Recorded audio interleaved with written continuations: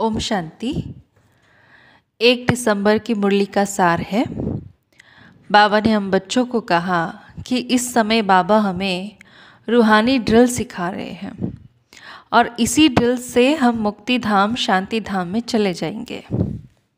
हम बच्चों को ये इस एक बात में बहुत स्ट्रिक्ट रहना चाहिए कि पुरानी दुनिया को आग लगने से ही पहले हम तैयार होकर अपने को आत्मा समझ बाबा की याद में रहकर बाबा से पूरा वर्षा लेने में हमें बहुत स्ट्रिक्ट रहना है।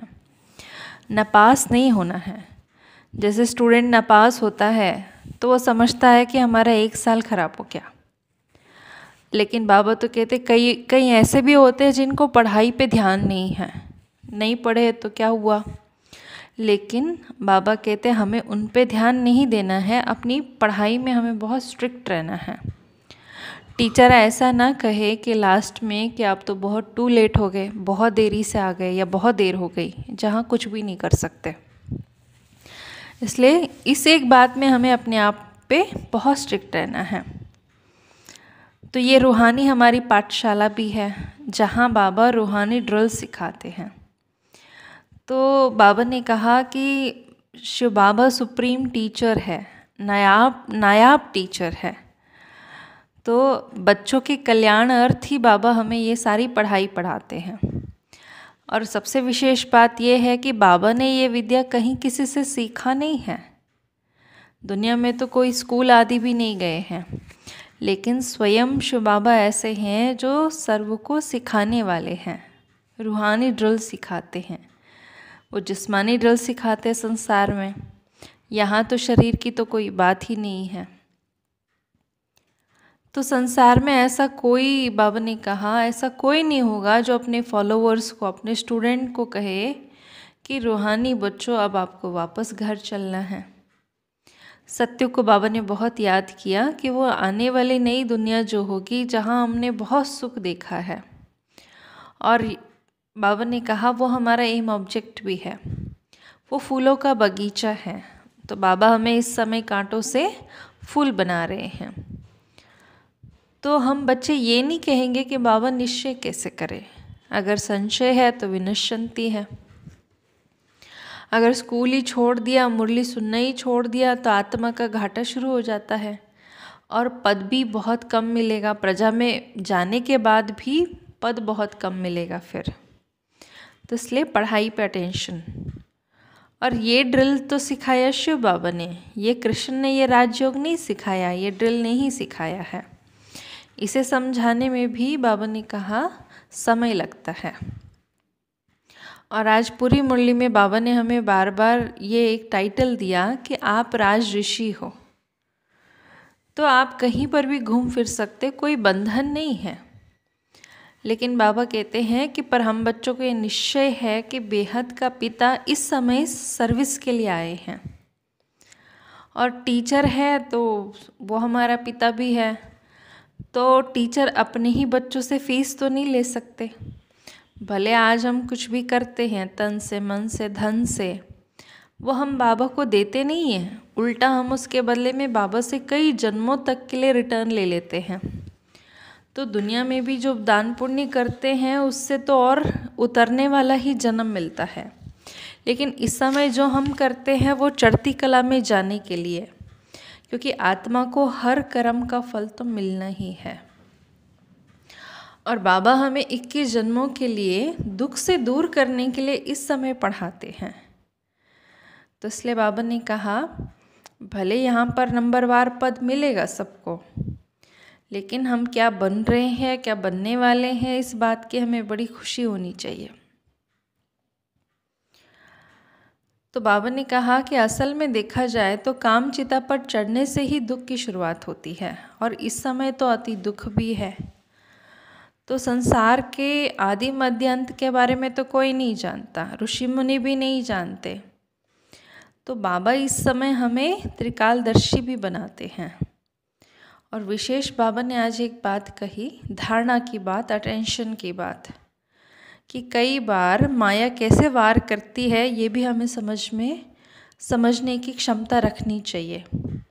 बल निश्चय बुद्धि भी है, लेकिन माया बहुतों को हरा भी देती है। तो बाबा ने कहा क्यों हराती है? कारण कई बार क्या बन जाता है, बाबा ने कहा अगर खास करके ये अटेंशन कुमार कुमारियों के लिए भी है, पर गृहस्थियों के लिए भी है। अगर संग बुरा लग गया, अगर मान लीजिए किसी की नई नई शादी हुई है, आप उसके संग में बहुत ज़्यादा टाइम बिताते हैं, तो बाबा कहते हैं पक्का बुद्धि चलायमान होगा। फिर एक ऐसी स्थिति आएगी, कुमार कुमारी जो ज्ञान में चलने वाले हैं वो ये कहेंगे कि अब शादी करने बगैर हम रह नहीं सकते। इसलिए बाबा ने कहा माया रूपी ग्राह ने उस महारथी को भी पकड़ लिया। तो अभी शादी की नहीं है, लेकिन बाबा कहते हैं माया अपने मुंह में डाल के बैठी हुई है।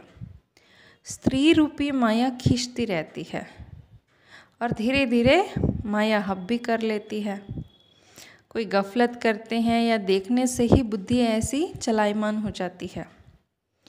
तो इसलिए बाबा तो कहेगा बड़ा अच्छा बच्चा था बेचारा, और सगाई हुई तो बाबा ने कहा उस आत्मा की तो मृत्यु हो गई एक तरह से। बाबा तो चाहते ही है कि बच्चे सदैव जीते रहे, कहीं माया का वार ना लगे, इसलिए इस बात पर फुल अटेंशन देना है, क्योंकि बाबा ने मुरली में ये बात कही है। माया को पहचानने की भी शक्ति चाहिए। काम महाशत्रु है, संभाल अपनी रखनी है। तो हम सूक्ष्म स्थूल सेवाएं दोनों करते हैं। तो बाबा तो कहते हैं कि इस समय अब भक्ति पूरी हुई, ज्ञान की शुरुआत होती है। बाबा हमें सद्गति करने के लिए ही आते हैं, और ड्रामा भी अपने एक्यूरेट टाइम पर चलता रहता है। 5000 वर्ष के बाद फिर रिपीट होगा। तो इसलिए बाबा ने कहा हम बच्चों को ड्रामा के पट्टे पर भी पक्का रहना है। और ज्ञान में चलने में बाबा कहते अगर मान लो आपको किसी तरह की मुश्किल होती है तो आप बाबा से पूछ सकते हैं, मना बड़ों से आप पूछ सकते हैं। तो बाबा ने कहा जो आत्मा पूज्य बनने वाली ही नहीं है, आप उसके साथ कितना भी माथा मार लो वो समझेगी नहीं। तो जो शिव के भक्त होते हैं, कृष्ण के भक्त होते हैं, वो ज़्यादातर सुन लेंगे, देवी देवताओं के भक्त होते हैं। इसलिए बाबा कहते हैं पात्र को देख करके फिर दान दो। तो हम बच्चे कहेंगे कि हमने देवताओं के साथ भी बहुत समय बिताया, या शिव बाबा के साथ भी हमारा बहुत समय प्यार से बीता। जिसने हमें 5000 वर्ष पहले भी पावन बनाया था, वही आकर हमारी रक्षा भी करते हैं। तो तब तो हम उनको दुखहर्ता सुखहर्ता भी कहते हैं। तो हमारी लाइन, बुद्धि की जो लाइन है, बाबा के साथ बहुत क्लियर चाहिए। और बाबा बताते भी हैं कि इन आँखों से हम जो कुछ देखते हैं वो सब कब्र दाखिल हो जाना है। तो इस समय संसार में क्या चल रहा है ये हम बच्चे तो इस समय जानते ही है। दुनिया बदल रही है, मनन चिंतन हमारा चलता रहे।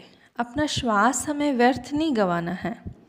हमारा श्वास सफल होता है ये ज्ञान और योग से। अच्छा, बाबा की छत्र छाया के नीचे नाजुक परिस्थितियों में भी कमल पुष्प समान न्यारे और प्यारे भव संगम पर जब बाप सेवाधारी बन करके आते हैं तो छत्र छाया के रूप में बच्चों की सदा सेवा करते हैं।